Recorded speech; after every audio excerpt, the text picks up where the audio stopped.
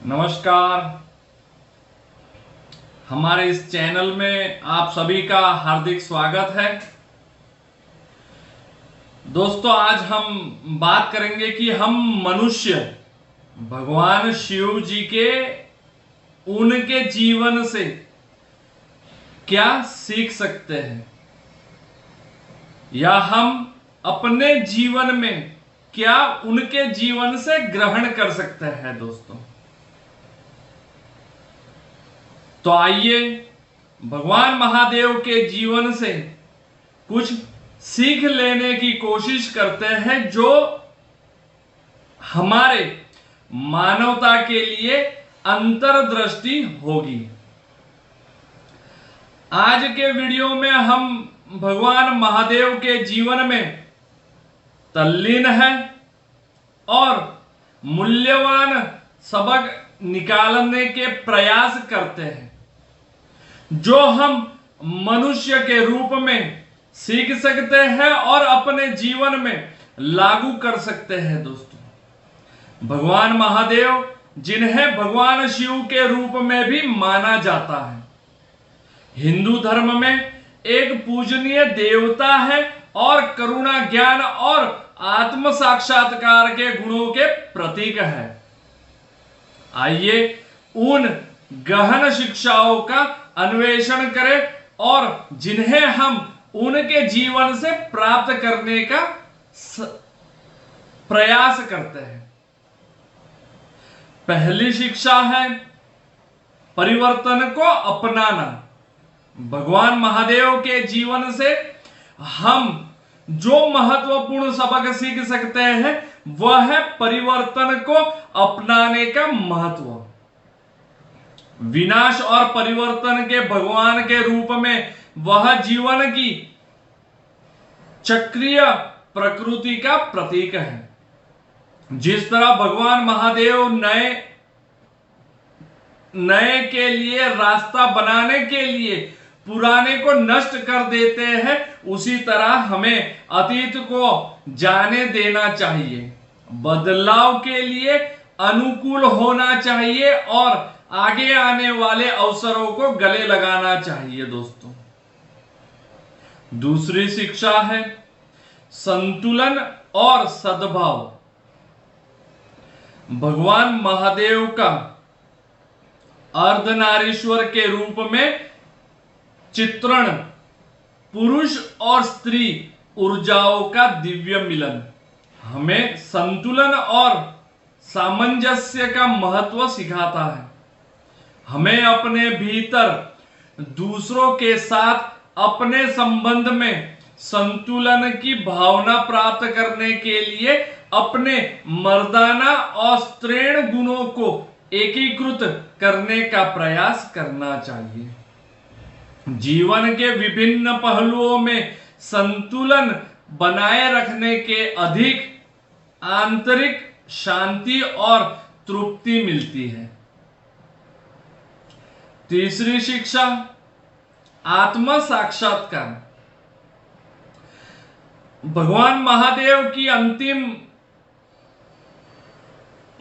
महादेव के आत्म साक्षात्कार और आध्यात्मिक जागृति के प्रति गहरी प्रतिबद्धता मानवता के लिए एक प्रेरणा के रूप में कार्य करती है। ध्यान और त्याग की उनकी लंबी अवधि हमें आत्मनिरीक्षण, आत्मखोज और अपने उच्च स्व के साथ जोड़ने के लिए महत्व की याद दिलाती है। आत्मचिंतन और ध्यान के नियमित अभ्यास से गहन व्यक्तिगत विकास और जीवन के उद्देश्य की गहरी समझ पैदा हो सकती है। चौथी शिक्षा करुणा और सेवा। भगवान महादेव की करुणा का अवतार हमें दूसरों के प्रति सहानुभूति और सेवा का महत्व सिखाती है। जिस तरह वह स्वेच्छा से उन लोगों की मदद और मार्गदर्शन करते हैं जो उनका आशीर्वाद चाहते हैं। हमें करुणा का विकास करना चाहिए और जरूरतमंदों की मदद के लिए हमेशा हाथ बढ़ाना चाहिए।